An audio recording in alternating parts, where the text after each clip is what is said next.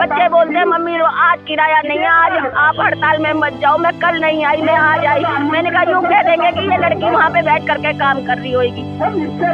अभी मेरे हस्बैंड का अभी सर का दोबारा होना है, उनको मैं कहाँ से लाऊंगी पैसा? 2 लड़कियाँ मेरी जवान बैठी हुई है शादी के लिए, 24 साल की एक लड़की, उसके लिए मैं दहेज कहाँ से लाऊंगी?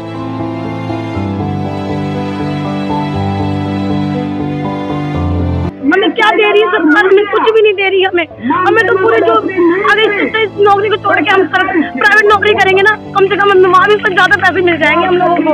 इसमें हमें कुछ नहीं मिलता, हम लोगों को कुछ नहीं मिलता हमको। वक्त हम हरियाणा के फरीदाबाद में हैं, जहां पर पिछले 10 दिन से आशा वर्कर अपनी 10 सूत्रीय मांगों को लेकर यहां पर बैठी हैं। सरकार के मांग कर रहे हैं कि जो हमारी मांगे हैं उन्हें पूरा कर दें। आपको बता दें 2018 में भी उन्होंने सरकार से मांगे की थी, लेकिन कुछ मांगे सरकार ने पूरी की थी, लेकिन बाद में उन्होंने टाल दी। नहीं, इनका कहना है कि वो मांगे पूरी नहीं हुई है। बहुत तादाद में यहाँ पर महिलाएं बैठी हैं अपने घर से बच्चों को छोड़कर, और जो इनके अहम काम है उन्हें छोड़ छाड़ कर यहाँ पर बैठी हुई है पिछले 10 दिनों से। इनसे जानेंगे कि आखिर ऐसी क्या मजबूरी है तो सरकार इनकी मांगे पूरी नहीं कर रही है। क्या नाम है? मेरा नाम सुमन बाला है, मैं छत्तीसगढ़ की आशा वर्कर हूँ, सेक्टर 3 FR2 से मैं। ये सरकार ने हमें ना बहुत परेशान कर रखा है कि हमसे मत पूछो इस चीज के बारे में कि घर में हमारे घर में रोटी खाने के लिए तनख्वाह इतनी नहीं देते हम लोगों को। 4,000 में हमारा क्या होता है? हमारा घर का कर्जा नहीं चलता है, यहाँ तक कि हमने अपने बच्चों की पढ़ाई भी छुड़वा रखी है इस चीज के चक्कर में। सरकार हमसे कहती है कि काम करो काम करो, उस काम का हमें उस चीज का पैसा हमें बिल्कुल नहीं मिलता। यूँ कहती है कि सरकार यूँ कहती है कि हमारी आशा वर्कर हमारी रीढ़ की हड्डी है, उस रीढ़ की हड्डी का इतना नाजायज फायदा उठा रखा है इन लोगों ने। हमसे हर चीज की रिपोर्ट मांगी जाती है, दोपहरी में निकलना पड़ता है, गर्मी में निकलना पड़ता है, बीमार हो रखे हैं, हर चीज हो रखी है, तब भी उन लोगों के हम काम पूरे करके देते हैं, तब भी हमारी सरकार हमारी चीज के लिए बिल्कुल भी नहीं सुन रही है। इनके आगे ना हम इतने भी हाथ पैर जोड़ ले, कोई कुछ नहीं कर सकता हम लोगों को। जब तक हमारी तनख्वाह नहीं बढ़ेगी या कुछ नहीं होगा तो हम यहाँ से उठने वाले हम नहीं है। हम इस टाइम बहुत परेशान है, हम कितने परेशान है हमें पता है। तो हमने अपने बच्चों के काम भी छुड़वा रखे हैं। आप इतना भावुक क्यों हो रही हैं? आप कम से कम यहाँ पर आप बैठी हैं तो सरकार सुनेंगे, आप रोइए मत। रोने वाली बात ही तो है हमारे ख्याल आदमी काम चल रहे, सरकार हमें पैसा दे नहीं रही है, उसका जो काम मिले तो पूरा हम उसका तो काम करें हम लोग। हमें क्या दे रही है सरकार? हमें कुछ भी नहीं दे रही है। हमें तो पूरे जो अगर इस नौकरी को छोड़ के हम प्राइवेट नौकरी करेंगे ना, कम से कम हमें वहाँ भी कुछ ज्यादा पैसे मिल जाएंगे हम लोगों को। इसमें हमें कुछ नहीं मिलता, हम लोगों को कुछ नहीं मिलता हमको। इससे तो कहीं नौकरी करेंगे या झूठे बर्तन धो लेंगे ना, झूठे बर्तन धो लेंगे, उन लोगों की हमसे ज्यादा तनख्वाह है हम लोगों की। वो भी 2 घंटे 3-4 घंटे काम करके आते हैं, कम से कम 7,000 तनख्वाह ले जाती है। हम क्या लेके जाते हैं? 4,000 में भी कुछ नहीं मिलता। उसमें कहते हैं ये कट गया वो कट गया, ये कर गया, क्या मिलता हम लोग को? हमें कुछ नहीं मिलता हम लोगों को।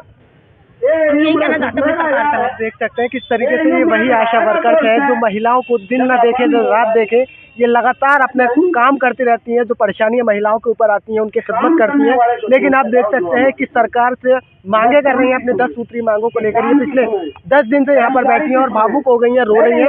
ये कह रही हैं कि महज 4,000 रुपए से अपना घर परिवार किस तरीके से चलाएंगी। सरकार से क्या कुछ कहना चाहती है? सरकार से क्या कहते हैं? यही चाहते हैं कि भाई हमारी तनख्वाह बढ़ाओ, जितना हम काम करते हैं हमें उसका तो कम से कम पैसा तो ढंग से तो दो कम से कम है। ये 4,000 की हमारी नौकरी में कुछ नहीं होता है। किराया भी हम खुद लगा के आते हैं, जो भी कुछ काम होता है फोटोस्टेट हम अपनी तरफ से लगाते हैं। यूँ कहते हैं ये फोटोस्टेट करा लो जाके, अपने पैसे में खुद देने पड़ते हैं, हमें अपनी जेब से देने पड़ते हैं। 4,000 में हम क्या फोटोस्टेट कराएंगे, क्या किराया लगाएंगे? हमें कुछ नहीं मिलता, हमें उस चीज के अंदर हमें अपनी जेब से हमें खुद देना पड़ता है, हमें पैसे हमारे जेब हमें कुछ नहीं है। तो सिलेंडर हो चुका है, बच्चे की फीस है 4,500 है मेरे बच्चे की फीस। मैं 4,000 कमाती हूँ, उसमें मैं फीस दे दूंगी या अपना किराया भर लूंगी या क्या कर लूंगी। कम से कम सरकार को इतना सोचना चाहिए कि हमारे को इतना पैसा दे ताकि हमारा घर का गुजारा चल सके। सही हम मजबूर हो गए, मजबूर होकर बोल रहे हैं सर, बहुत दुखी हो गए। 10 दिन हो गए सर, 50 रुपए तो रोज किराया लगता है। बच्चों को घर पे अकेला छोड़ के कैसे कैसे आ रहे हैं हम यहाँ पर। मजबूर कर दिया है सरकार ने, रोने के लिए भी, हर चीज के लिए। इस सरकार ने इतना मजबूर कर दिया है। बहुत सारी बेचारी आशा वर्करें ऐसी हैं जिन वो घर से बिल्कुल परेशान है, उनके पास पैसा भी नहीं है, वो अपने बच्चों को स्कूल से निकाल नहीं। अगर सरकार ऐसे ही करती रहेगी तो सरकार से हमारी ये चेतावनी है, जब तक हम ये धरना नहीं छोड़ेंगे, बैठे ही रहेंगे हम इस धरने पे, चाहे कुछ भी हो जाए, कुछ भी, चाहे हम यहाँ मरे, कुछ भी हो, पर लेकिन हम यहीं बैठे रहेंगे। सरकार हमारी इस चेतावनी को सुनना पड़ेगा, जरूर से भी जरूर। मेरे हस्बैंड के 6 ऑपरेशन हो चुके हैं ब्रेन ट्यूमर के, मैं किराए के मकान में रह रही हूँ, लेकिन इस सरकार ने मुझे कोई मदद नहीं की। यहाँ तक कि मैं एम्स हॉस्पिटल में बैठ करके मैंने वहाँ से फोन किया था कि मेरी कुछ मदद कर दो पैसों के लिए। मेरी आशा बहनों ने मेरी मदद करी, मेरे घर में खाने तक का नहीं था। 4 महीना मुझे सैलरी नहीं मिली। सैलरी के लिए मैं रोई बैठ करके, मैंने कहा मुझे सैलरी दे दो। मई जून की पिछले महीने 2022 में मुझे सैलरी तलब की नहीं दी है। अब बताओ मैं अपने हस्बैंड की 4000 रुपए में घर का किराया दूं या उनको खिलाऊं या मैं उनकी दवाइयाँ लाऊं। सारी दवाइयाँ उनकी प्राइवेट आती है, हर 15 दिन में मुझे उनको हॉस्पिटल लेके जाना पड़ता है। मैं एम्स में हॉस्पिटल में बैठी थी, तब भी इतना प्रेशर था कि वहाँ पे भी मेरे को फोन कर करके, वो आईसीयू में एडमिट थे, वेंटिलेटर पे थे, तब भी मुझे फोन करके कहते थे रिपोर्ट दो, रिपोर्ट दो, रिपोर्ट दो। ऐसा कौन सा डिपार्टमेंट है जिसका हस्बैंड आईसीयू के अंदर वेंटिलेटर के ऊपर और वो आशा वर्कर वहाँ जाकर के रिपोर्ट दे।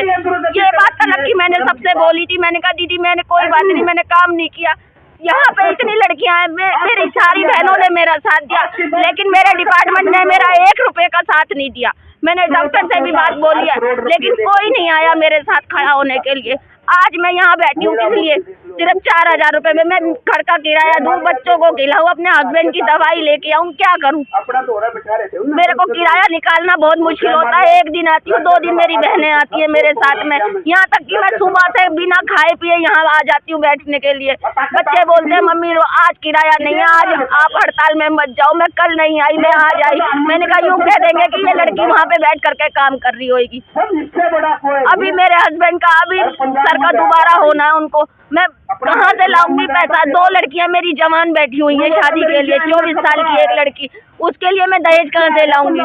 सरकार बोल रही है ये दे रहे हैं, वो दे रहे हैं, क्या दे रही है आशा वर्कर को? 4000 रुपए की तनख्वाह में भी ये काट दो, वो काट दो, ये काट दो, वो काट दो, उसके बाद ले दे करके हमारे हाथ में आता क्या है?